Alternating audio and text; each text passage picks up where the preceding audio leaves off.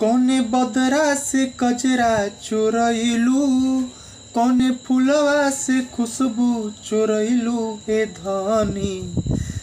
किए हो धनी जिया छछनावेला छागल न दुनिया पागल कइले बा। जब से दिल में बना लिहले बाड़ू तू घर, हर जगह अब तो आवेलू तू ही नजर। नैना चित चोर ऐसन असर कर गइल, तब से हमारा दिल ही दीवाना भइल।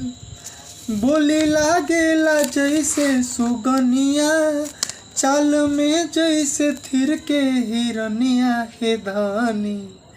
कि लाली लाली बिंदिया निंदिया ले भागल नथुनिया पागल कइले बा।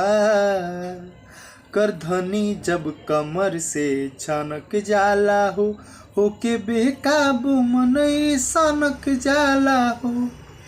हर अदा हर कला से सही जल हो, हमरा लागन ने धरती पे भेजल हो। ई इमारत के भगवान गढ़ले, कोनो कमी न कसर छोड़ले हे धनी। का जाने कितना मटेरियल बा लागल न दुनिया पागल कइले बा।